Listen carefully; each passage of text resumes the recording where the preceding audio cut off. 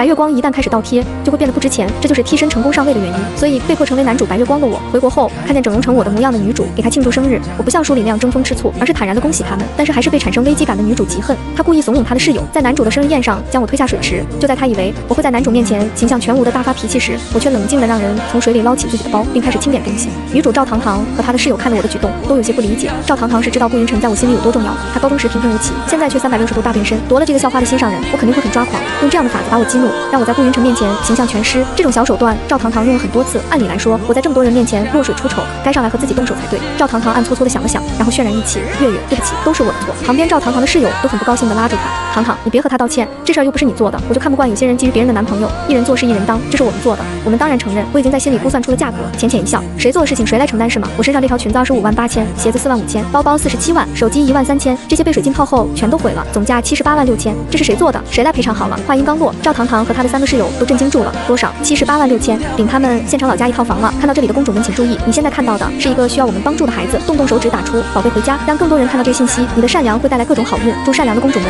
逢考必过，报寿10金，余额后面加5个0。如果不想发也没关系的，不道德绑架。赵糖糖和她的室友都是普通家庭出身，为了彰显自己不爱下虚荣，喜欢钱财，赵糖糖不收顾云晨送她的贵重东西。目前为止，她也只是让顾云晨帮她爸爸找了一份体面高薪的工作而已。赵糖糖知道我穿戴的东西很贵，没想到居然这么贵，一条破裙子居然20多万，几十万的包包我是怎么拿出来的？爱下虚荣，她知道顾云晨家里比我家里还要有钱一点，而且顾家只有顾云晨一个继承人，等自己当了顾太太，肯定比我风光。赵糖糖的3个室友都慌了，这可是70多万啊！他们3个托赵糖糖的关系进了顾云晨的公司，月薪1万已经很高了，但是哪里赔得起这么多钱？赵糖糖眼睛含着泪，云晨，我旁边的周婷一看就乐子大了，赶紧煽风点火，不是一人做事一人当吗？云晨，该不会最后是你掏钱赔偿月月吧？赵糖糖的室友还在狡辩，衣服鞋子和包包她都穿过了，怎么可能还这么贵？这些穿旧的，所有东西加起来顶多2万。周婷嗤笑一声，这个价格已经是我弱解仁慈了。她这个包包官网价格是47万，限定款，你拿双倍价格去配货都买不到，网上已经炒到100万了。她的裙子是新的，当季最新款。今天这是见她头一回穿，顾云晨目不转睛地盯向我，不知道为什么，他觉得我落水之后好像不像之前那样看他了。赵糖糖看看他的3个室友，他以后还要这些室友帮助自己，当然不能现在和他们离心了，70多万而已，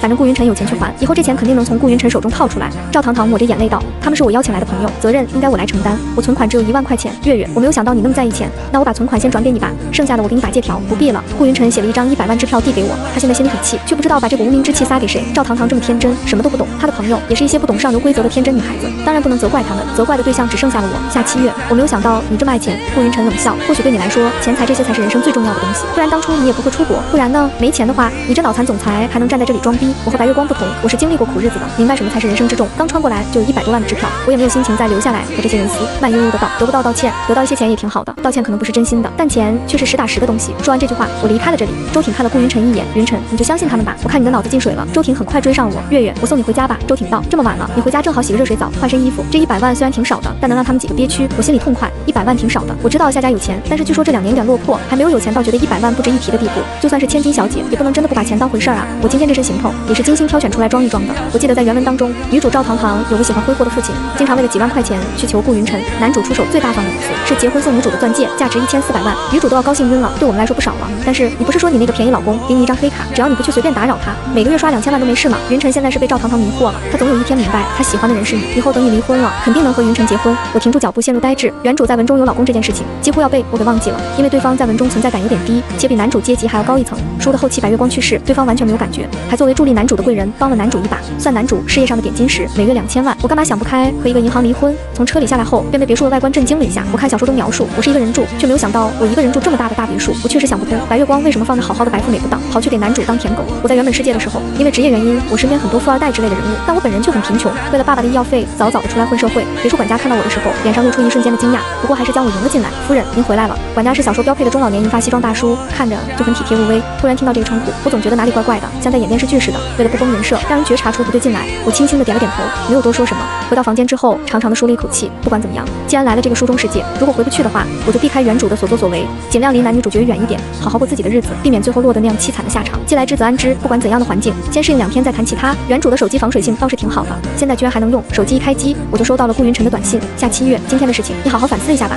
我记得你以前不是这么爱下钱财的女人。我懒得搭理他，翻看手机通讯录。说实话，因为原文字数太长了，出场的炮灰是一个接着一个，除了一些关键的主角配角名字之外，我没有记住太多人的名字。我还不知道书中给白月光随便刷卡发走叫什么名字，翻来翻去，对通讯录里这些名字都没有太大的印象。原主保存的电话实在太多了，直到翻到一个备注为父的人，我才灵光一现，记起了这个大佬好像出身富家，荣成顶级权贵之家。今天的游泳池里一股消毒水的味累的去洗了个澡出来，身体实在太疲惫了，一沾枕头就睡着了。傅时燕从外面走了进来，李管家一看见他回来，就赶紧走了过去。先生，夫人她今天居然回来了，一个年轻男人把她送回来的。傅时燕冷漠狭长的眸中没有太多情愫，只点了点头。李管家知道自家先生和夫人没有任何感情，有一个男人在夫人读书时就很喜欢，后来夫人出国之后，那个男人交了女朋友，自家先生就是看中对方这一点，才会选择和我结婚，婚前签订了结婚协议，两人等老爷子去世后就离婚。李管家跟了傅时燕很多年，明白他冰冷无情的性格。傅时燕就像一个完美的工作机器，只看重他在逐渐扩张的商业帝国，对身边多数人都很淡漠。我长相漂亮，气质出众，出身还可以，而且我心有所属，不会对他死缠烂打，是个再完美不过的结婚花瓶。两人一直分居，夫人很少来这边的住处，今天不知道怎么了，竟然回来了。半夜我觉得口渴，突然苏醒了，从床上下来，迷迷糊糊的去找水喝，下楼梯的时候看到一道身影，想也不想的就抓住了他。请问冰箱在哪里？没有等到对面回答，我就听到一声咳嗽。夫人，您跟着我来，先生要去休息。我一抬头，看到了一张五官轮廓异常深邃的英俊面容，不同于顾云晨那样浮华的公子哥，对方气质让人捉摸不透，明明一双眸子是极为冰冷的，整个人给人的感觉却很稳重。傅时燕将下7月纤细的手腕从自己手臂上拿了下来。前面厨房，我怔了一下。傅时燕含笑道：“房间里温度很低，光着脚踩在地板上对身体不好，谢谢。”我又看了他一眼，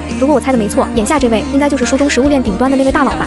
怎么一点都不邪魅狂卷霸道拽呢？反而气质有些许温雅，让人有如沐春风的感觉。这真的是那位大佬吗？我从冰箱里拿出一瓶冰水，拧开瓶盖喝了一口，心口瞬间堂堂凉。看向旁边的管家，傅先生怎么回来这么晚？李管家的回答滴水不漏：先生工作一直很忙，夫人如果有时候想和先生说，可以打电话给我，让我代替转达。听了李管家的回复，我终于确定刚刚那位就是傅家那位大佬。从形象气质上来讲，傅家这位大佬比原文男主顾云晨高级不止1点2点。原主放着这样优秀的男人不喜欢，反而喜欢那个被小白花一蒙骗就上当的顾云晨。我有点好奇具体原因，不管我心里怎么好奇八卦，表面上却不能流露出来。虽然是夏天，但房间里的冷气开得特别足，我赤脚踩在冰冷的地板上，确实觉得寒意从脚底窜上来。李管家开口：“已经很晚了，夫人还是先去房间休息吧。”好，我往房间里走去，有一搭没一搭的和李管家聊着天。先生脾气挺好的呀。李管家：“能笑着去杀人放火的那种，挺好。”傅时燕毕竟是傅家的少爷，对待女士最起码的风度肯定是有的。越不了解他的人，越会觉得他是一个高高在上却没有什么架子的大佬；越了解他的人，反而知道他致命的危险。我有些担心今天晚上会不会和这位大佬同房。原书中说两人没感情，相处起来不和，经常分居不住在一起，但床上这档子事儿没细写。且不说上过床的人肯定会察觉到不对劲，就是刚刚过来，即便对方帅的比我亲眼见过的男明星都亮眼，但我还是没有做好这个心理建设。我推开了房门，幸运房间里空空如也。这对夫妻果然是分床睡的，因为晚上睡得很沉。第二天我早早就醒了。原主虽然很少来这边居住，这里却有我的衣帽间。我在家里一直喜欢穿的舒服一些。洗漱之后，随便套了一件白 T 黑裤，从楼上走了下来。傅时燕现在正准备用早餐，我也有点饿了，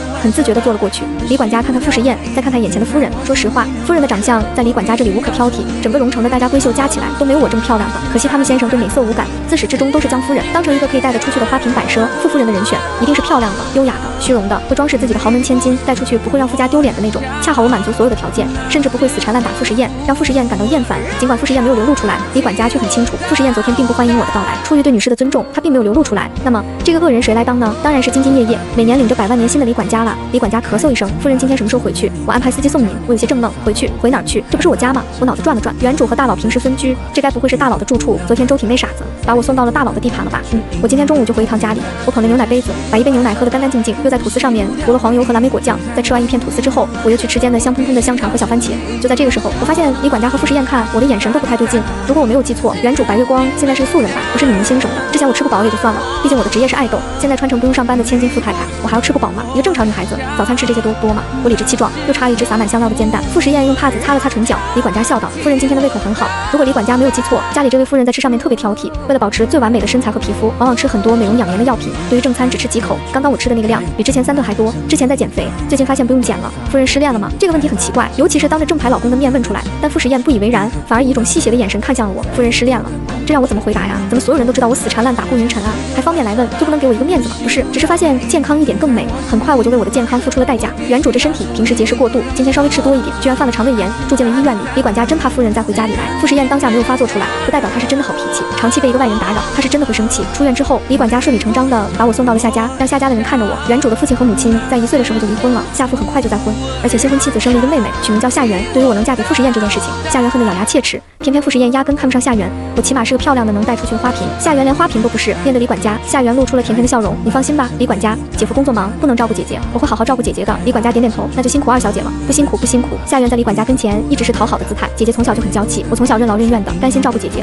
那你真是个好孩子。夏媛装作听不出我的反讽，依旧装作一脸天真的样子，去问李管家：“姐夫什么时候来我们家里呀？等姐姐好了，他会不会来接姐姐回去？”这个傅先生工作真的很忙，夫人如果有需要，给我打电话好了。李管家一走，夏媛很快就缠上了我：“姐，我想要这条限量款的裙子，这条只要47万。”夏媛拿出手机给我看照片：“你给我转50万呗。”我抱着手臂：“你看我像50万吗？”夏媛愣了一下，有些羞恼，但是为了从我这里搞钱，她还是装作若无其事的样子：“就50万而已，姐姐，傅家家那么有钱，你不会不舍得给我吧？我笑笑，真聪明，你猜对了。夏元现在能穿着各种高定在小姐妹面前装逼，全靠从原主这里吸血。她一边拿着原主的钱，一边还要和姐妹吐槽原主不好，说原主配不上自己姐夫，走了狗屎运才能嫁给姐夫。原主有点讨好家里这些人，我不会，一条小白眼狼还50万而已，有本事一个人去赚50万试试。夏元不知道我怎么突然间就变了，咬了咬自己的嘴唇，不给就不给，以为我稀罕吗？夏元很快就跑到了继母姚青莹的跟前告状去了。姚青莹从嫁进来的时候就看不惯我，可是谁让她爱夏父呢？如果不爱对方，她怎么愿意在她还没离婚的时候就给她当情妇？我从小就长得漂亮，哪怕姚青莹给我穿的灰扑扑的，给夏元穿商场里最贵的衣服，我依旧看起来像个瓷娃娃一样，惹人心疼。一开始听说傅家想和夏家联姻的时候，姚青莹和夏父都高兴疯了。夏家是有钱，但这2年随着经济状况不好，夏父做生意频频出现问题，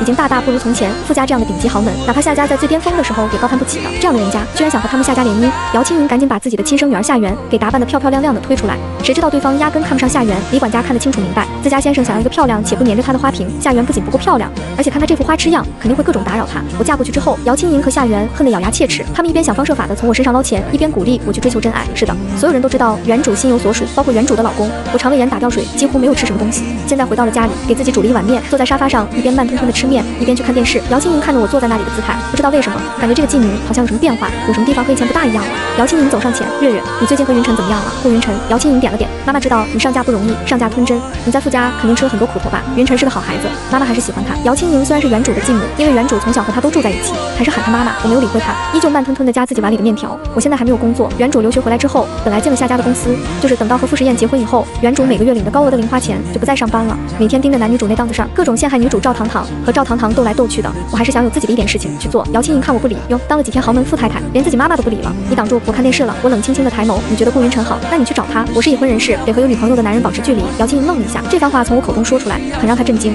因为出国留学的事情，我对顾云晨一直心怀愧疚，觉得自己为了学业背叛了真挚的爱情。现在就算结婚了，我依旧对顾云晨念念不忘。晚上吃饭的时候，夏父回来了。吃饭时，姚青莹和夏元都坐在夏父的旁边，他们3个就像真正的一家3口那样，其乐融融。期间，姚青莹给夏元和夏父夹菜，说一些亲亲热热的话。我一个人坐在角落里，没有人理会我，仿佛我并不属于这个家里的一员。我扯了扯唇角，在我看来，原主做某些栽赃陷害的事情是不对，但原主本身也是很可怜的人物，为了年少时一点点的温暖，让自己最后身败名裂，凄惨死去。夏元有点委屈的和夏父说话，爸爸，我想要一条裙子，让姐姐给我买，姐姐不愿意。夏父浓黑的眉头拧了起来，月月，圆圆是你妹妹，你给她买条裙子怎么了？让我买可以。我懒洋洋的喝了一口水，得给我钱，咱们一家人，你还提钱的事情。夏父更不满了，你妈妈养大你容易吗？她都不是你亲妈，对你那么好，你一点都不知道感恩。姚青莹赶紧出来当好人打圆场，大家都在吃饭，你别教训孩子，圆圆你太不懂事了。虽然姐姐钱很多，你也不能乱花姐姐的钱啊。想要什么裙子，等下让爸爸给你买。我冷冷勾唇，站了起来，我吃饱了，先回去了。看着我离开的背影，木父的眉头拧了起来，他今天吃错药了。姚青莹也觉得不对劲，以前我对他们3个其乐融融的画面，都是表面上装作不在意，心里却很向往，所以从不拒绝他们的任何要求，他们要我做什么都会答应。